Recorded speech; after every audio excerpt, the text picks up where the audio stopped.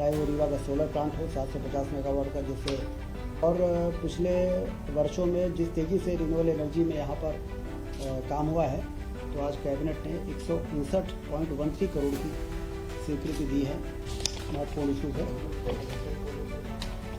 विधानसभा अध्यक्ष और उपाध्यक्ष, जैसा कि आप सबको मालूम है कि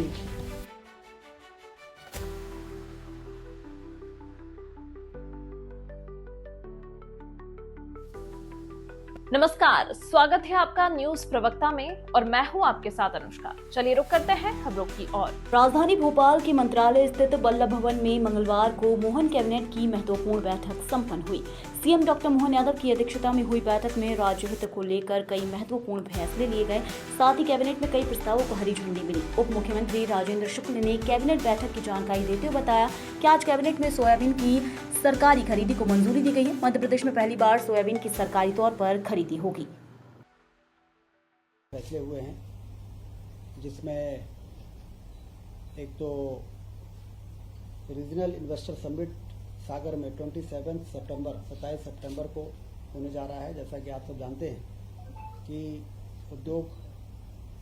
औद्योगिक निवेश को बढ़ाने के लिए, आकर्षित करने के लिए मुख्यमंत्री जी रीजनल इन्वेस्टर समिट कर रहे हैं संभागीय मुख्यालयों में, जिससे कि उस रीजन में कि कौन सी इंडस्ट्रीज का पोटेंशियल है उसको इन्वेस्टर समझ सकें, डिस्कशन हो और उसके बाद फिर रीजन वाइज इन्वेस्टमेंट होगा तो पूरे मध्य प्रदेश में औद्योगिक क्रांति लाने में मदद मिलेगी। तो 27 सितंबर को जो सागर में इंडस्ट्रियल समिट होने वाला है, उसके तैयारी में पिछले दिनों मुख्यमंत्री कलकत्ता गए थे और कलकत्ता में अभी तक का सबसे अच्छा रिस्पांस उन्होंने देखा।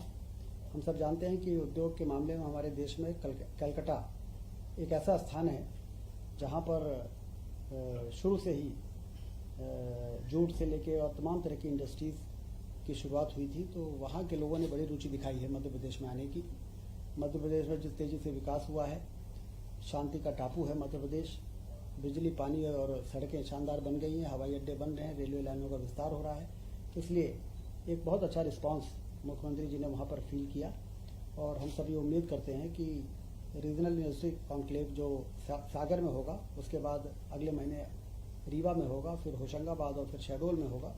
उसमें हमें देश भर के वो तमाम उद्योगपति जो अभी अन्य राज्यों में ज़्यादा रुचि दिखाते थे, वो मध्य प्रदेश में बहुत तेज़ी से आकर्षित होंगे। इसी तरह से रिन्यूएबल एनर्जी इन्वेस्ट 24 जो गांधीनगर में हुआ, प्रधानमंत्री जी स्वयं वहाँ पर उपस्थित थे। वहाँ पर मध्य प्रदेश में जो रिन्यूएबल एनर्जी के क्षेत्र में काम हुआ है, उसकी बड़ी सराहना हुई है। चाहे वो रीवा का सोलर प्लांट हो 750 मेगावाट का, जिससे दिल्ली की मेट्रो चलती है, चाहे ओंकारेश्वर में फ्लोटिंग सोलर प्लांट का जो एक बहुत ही इनोवेटिव पहल रही है, उसकी भी बड़ी तारीफ हुई है। और पिछले वर्षों में जिस तेज़ी से रिन्यूएबल एनर्जी में यहाँ पर काम हुआ है, आने वाले 2 वर्षों में लगभग उतना ही क्वांटम हमारे प्रदेश में जंप होने वाला है। चाहे वो सोलर प्लांट हो, चाहे वो विंड एनर्जी हो, चाहे वो मिनी हाइडल प्लांट्स हो। इस मामले में भी वहाँ पर मध्य प्रदेश की उपस्थिति दर्ज हुई है। ये भी हम सबके लिए बड़ी उपलब्धि है। आज कैबिनेट में सोयाबीन उपार्जन की नीति को मंजूर किया गया है। जैसा कि आप जानते हैं कि भारत सरकार ने इसका समर्थन मूल्य 4,892 रुपये घोषित किया है और कैबिनेट ने ये तय किया है कि 25 सितंबर से 20 अक्टूबर तक किसानों का पंजीयन होगा और 25 अक्टूबर से 31 दिसंबर तक इसकी खरीदी होगी। 1400 उपार्जन केंद्र बनाए जाएंगे। एमपी वेयर हाउसिंग कॉरपोरेशन से उसके भंडारण के लिए बातचीत करके और उनका भंडारण सुनिश्चित किया जाएगा। मार्कफेड के द्वारा इसका उपार्जन होगा और पहली बार मध्य प्रदेश में सोयाबीन का उपार्जन भारत सरकार ने स्वीकृति दे दी है। लगभग 13.68 metric ton 13.68 lakh metric ton की भारत सरकार ने स्वीकृति दी है उपार्जन के लिए। तो ये भी किसानों के लिए एक बहुत अच्छी खबर है।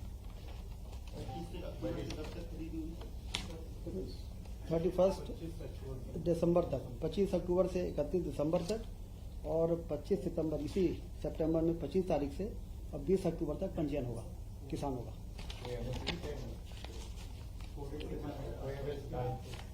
MSP 4,892। आज जो मार्केट रेट है लगभग 4,200 से लेकर 4,500 के बीच में है, 4400, 4,892, मतलब किसानों के लिए बहुत ही अच्छा अवसर रहेगा। विधायकों का विश्राम गृह आप सब जानते हैं कि काफ़ी पुराना 1958 में जो बन के तैयार हुआ था वो पर्याप्त नहीं है। जिस तरह से लोग विधायकों के पास आते हैं 1 BHK के वो कमरे, 2-2 कमरे अलॉट होते हैं और उसको लेके विधायक काफ़ी असुविधा महसूस करते थे।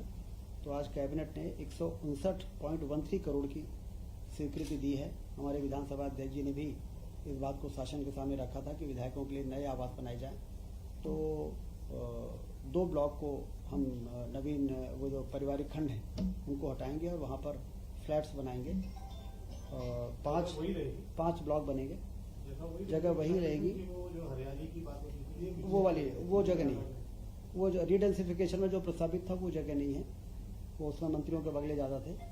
ये है पुराने पारिवारिक खंड क्रमांक 1 एवं शॉपिंग सेंटर के स्थान पर 102 आवास रहेंगे, 5 ब्लॉक बनेंगे, 2615 वर्ग फीट उसका स्क्वायर एरिया होगा और संपूर्ण परियोजना की राशि होगी 159.13 करोड़। तो कुल मिला के विधायकों की सुविधा मतलब विधायकों के पास आने वाले हजारों लोग जो जनता जनार्दन होती है उनको भी सुविधा होती है, जब वहाँ पर बैठने की अच्छी जगह हो, पार्किंग की जगह हो और मीटिंग कर सकें। इस प्रकार से सभी चीज़ों को जो आज के समय में जरूरी है। ये जो बनेंगे विधायकों के लिए तो मतलब ये 2 BHK, 3 BHK, 3 BHK संख्या कितनी होगी? 102 आवास अभी बनाएंगे पहले चरण में, उसके बाद जब यहाँ शिफ्ट कर देंगे फिर दूसरा ब्लॉक लेंगे। इस प्रकार से जितने हमारे 230 विधायक हैं सभी के लिए अति आधुनिक 102 जो रिडेंसिफिकेशन हुआ था राज्य के बजट से ये आवंटन हुआ है, उसी की सैंक्शन हुई है, तो ये उससे अलग हटके है।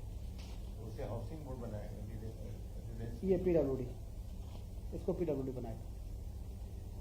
नीमच जिले में एक महत्वपूर्ण सड़क 4 लेन की स्वीकृति कैबिनेट ने दी है।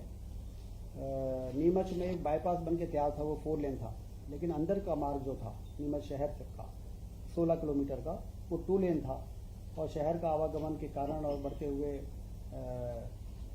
वाहनों के कारण इसको 4 लेन बनाने का निर्णय हुआ है और इसमें 133 करोड़ रुपए मध्य प्रदेश सड़क विकास निगम द्वारा जो प्रस्ताव दिया गया था उसकी मंजूरी आज कैबिनेट ने दी है। वो उस इलाके के लिए महत्वपूर्ण इंफ्रास्ट्रक्चर साबित होगा।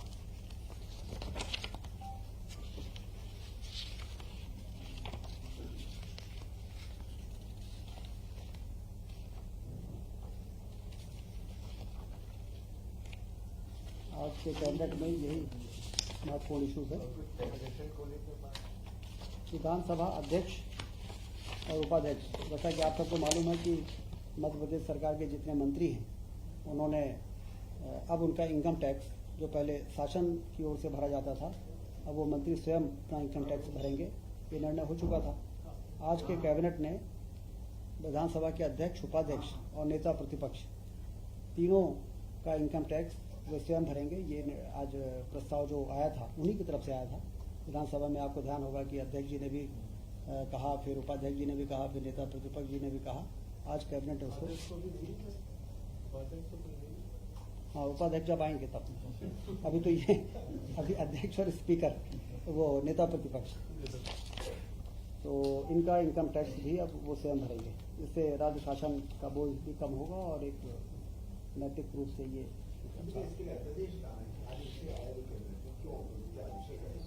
अधिनियम में संशोधन करना प्रस्तावित रहेगा। हाँ, अधिनियम जो है उसमें आज कैबिनेट ने मंजूरी दे दी है। अब जब हाउस होगा तो उसमें अध्यादेश में जो जरूरी संशोधन वो हो जाएगा।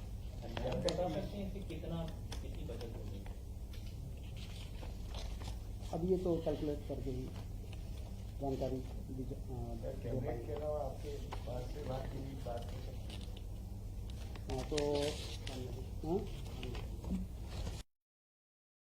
उज्जैन में जिले की कान नदी पर कान डायवर्जन क्लोज डक्ट परियोजना की भी रिवाइज सैंक्शन आज कैबिनेट ने दिया है, पुनरीक्षित प्रशासकीय स्वीकृति। मूल रूप से यह योजना पहले 479 करोड़ की थी, जो अब बढ़ के 919 करोड़ हो रही है।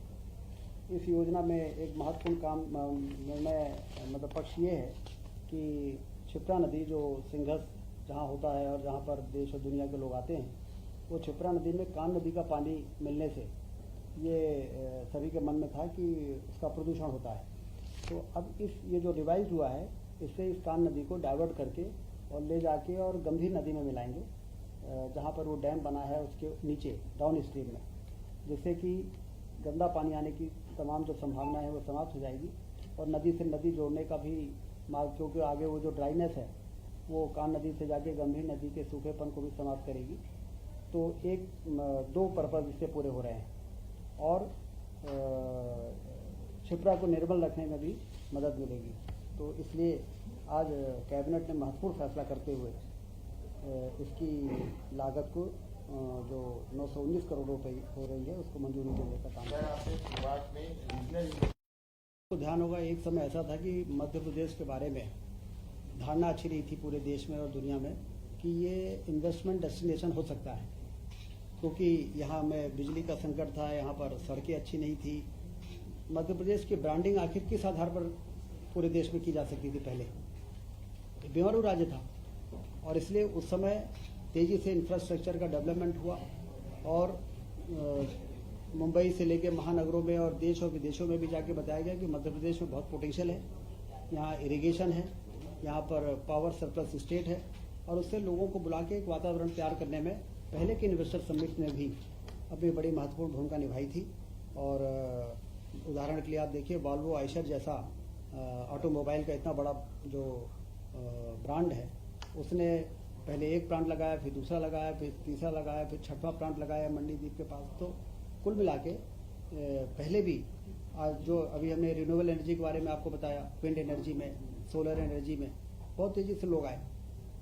लेकिन आप जो डॉक्टर मोहन यादव जी के नेतृत्व में जो हो रहा है कि अब हम नीचे घुस रहे हैं, क्योंकि अब हमारा इंफ्रास्ट्रक्चर, हमारा रेलवे लाइन, हमारा एयरपोर्ट जिस तरीके से विकसित हो रहा है, तो अब लोगों को जब वो रीजनल एरिया में जाते हैं, संभागीय मुख्यालय में, तो जमीन की उपलब्धता से लेके और कई चीजों की आसानी से उनको। फिलहाल हमारे साथ खबरों में बस इतना ही। अब बने रहें न्यूज प्रवक्ता के साथ। नमस्कार।